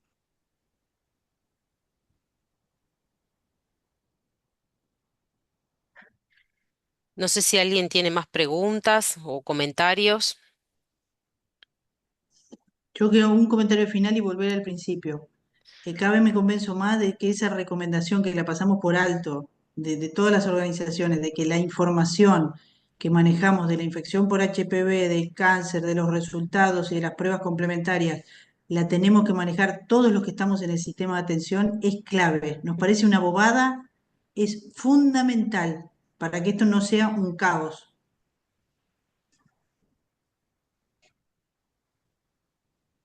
Es decir, no hay que ser experto en tracto genital. Yo, No, a propósito, siempre insisto, yo soy ginecóloga clínica, no me dedico a tracto genital inferior. Justo ahí hay una Le- pregunta, Fer. ¿Las De las condiciones condiciones. para realizarse el test son las mismas que para el PAP? No, son muchas, lo van a ver Más en los fácil, videos, sí. pero Mucho más fácil. otra oportunidad no hay restricciones porque mantuvo relaciones, no hay Flujo. restricciones hasta por flujo, hasta el sangrado de determinados niveles es aceptable, se puede secar un poquito, salvo que quede el líquido del vial demasiado teñido, que puede ser una condicionante, pero puede ser una oportunidad igual realizar, es decir, que es mucho más amplia las indicaciones. También, como les decía, va a estar en el siguiente módulo todas esas características específicas con equipo de laboratorio y con el equipo clínico de Fernanda Nosar, donde van a ir haciendo las explicaciones paso a paso de cómo se realiza la toma, las condiciones, las características, la forma de transporte, el tiempo de duración de la muestra. Todas esas características van a estar en los casos que vamos a ver. La idea que toda esta información es fundamental porque el clínico que va a hacer la toma también tiene que tener esta información para saber, bueno, en 2 semanas voy a tener resultado en la historia clínica. Y si es positivo, hay un dispositivo donde estoy trabajando que alguien va a estar mirando esos resultados y no que va a quedar el resultado ahí. Y si es positivo, vamos a tener no solo el resultado, sino una forma de coordinar una colposcopía en forma priorizada, porque esa es la gran oportunidad. Revisemos todo el proceso y con la introducción de los test de HPV, revisemos las oportunidades que tenemos y que tal vez no las estábamos viendo porque muchos servicios de colposcopía funcionan en tiempo real y muy bien, pero en algunos lados tenemos demoras que no son las adecuadas y eso retrasa la fase diagnóstica. Entonces, esta es la mejor oportunidad que tenemos para actualizarnos, promover la vacunación, que hasta ahora no la estábamos promoviendo, hacer un test de tamizaje que tiene muchas ventajas con respecto al PAP y después asegurar, garantizar que la mujer con un diagnóstico siga la ruta que debe seguir diagnóstica y priorizada.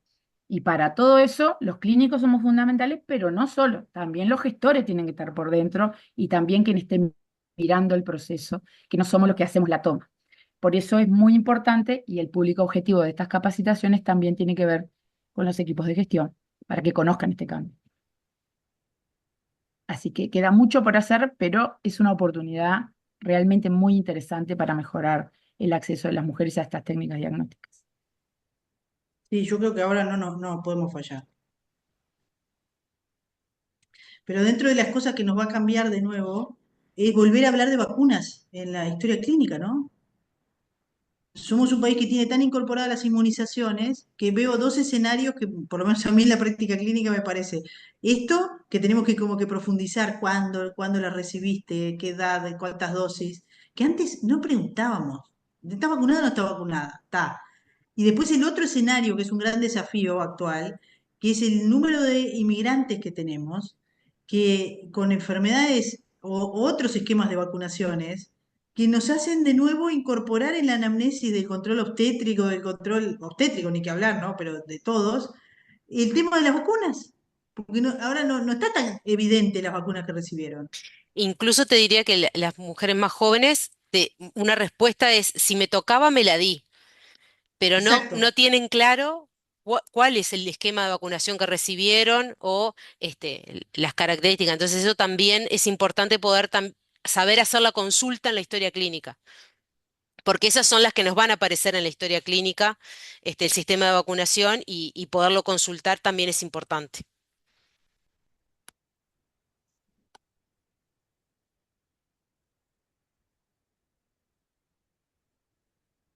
Viste que no se puede dejar mucho rato de charla porque siguen Porque siguen preguntando. Es un preguntando. problema. Es un problema.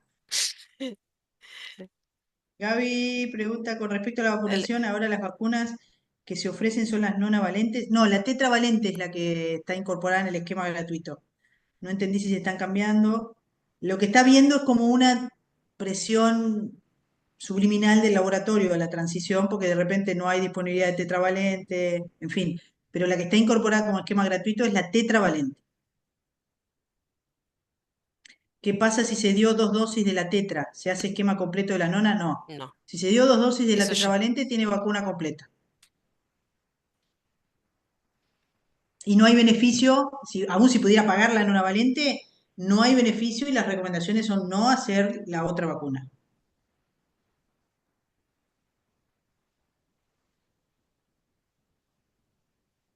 Sí, incluso hemos hablado mucho cuando estábamos preparando todo este curso, y van a ver que más adelante hay la vuelta sobre qué cosas hacer y qué cosas no hacer. Y esto también es interesante, ¿no? Porque a veces uno dice, bueno, pero yo me siento más tranquila si le hago a mis pacientes cada 2 años, ¿no? Porque veníamos haciendo PAP cada 2, cada 3. O capaz, si soy yo, o es mi hija, o mi prima, o la enfermera de la poli, le hago cada 2 años porque... Pero eso no solo que, como ya explicó Fernanda, no redunda en mejores características, mejor cuidado de la salud de la mujer, sino que esto es una política pública de tamizaje y los recursos hay que usarlos de la mejor manera posible. Y si no le aporta nada a la paciente, a su proceso de salud, hacerle cada 2 años, algo que está indicado cada 5, no lo hagamos, porque el test que gastamos en una paciente que no lo necesita, nos va a faltar para otra paciente que sí lo necesita.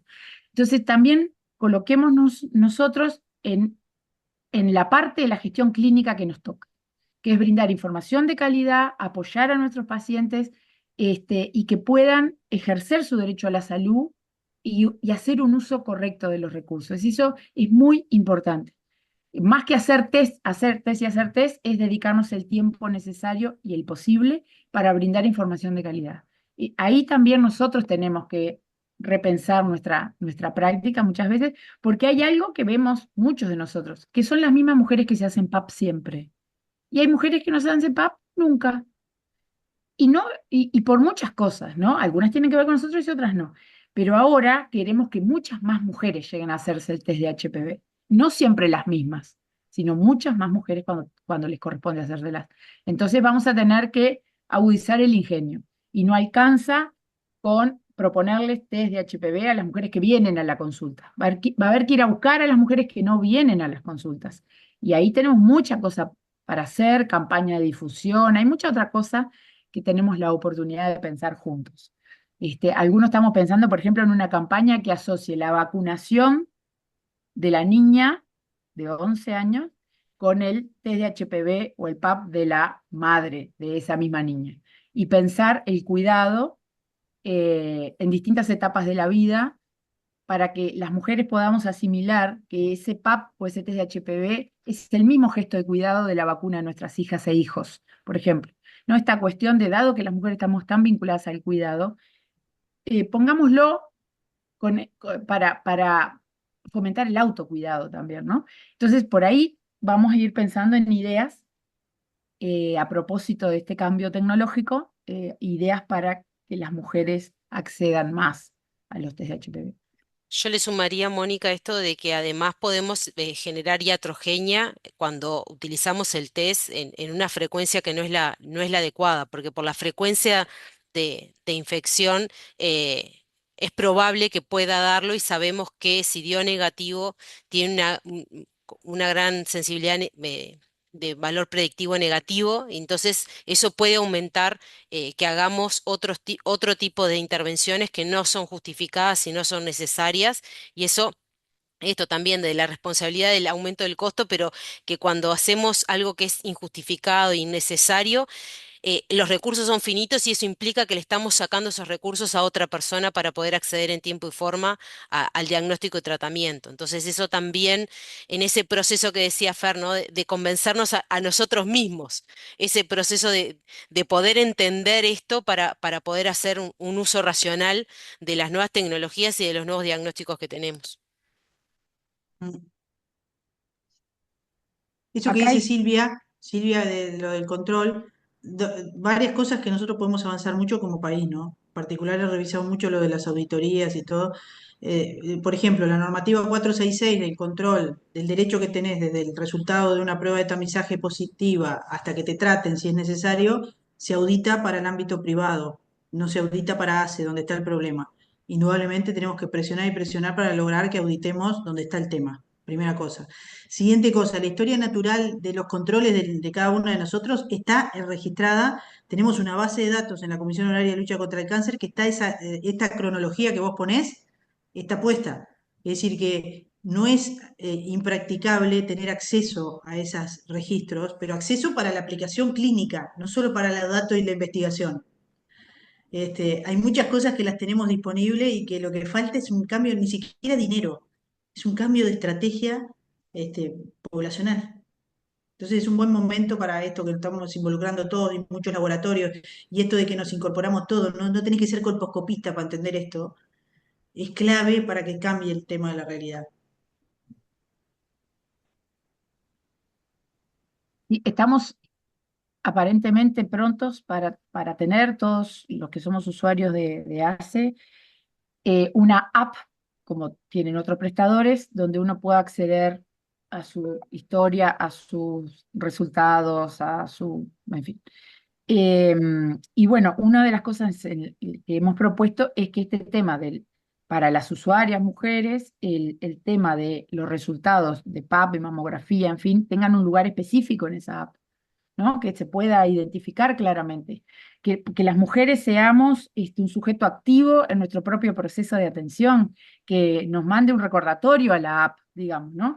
O sea, eso es para todas las personas y alguna gente se va a sentir cómoda y otra gente no, como tanta, con cada aspecto de la salud, o algunos se sienten más cómodos con las tecnologías, otros no, pero tiene que estar disponible en la app institucional como ya lo está para otros prestadores. Son todas ideas que hay que hacerlas todas a la vez, porque no va a ser de una sola manera que mejoremos la situación que es compleja. Pero bueno, son esas y otras que se nos pueden ir ocurriendo, se irán trabajando.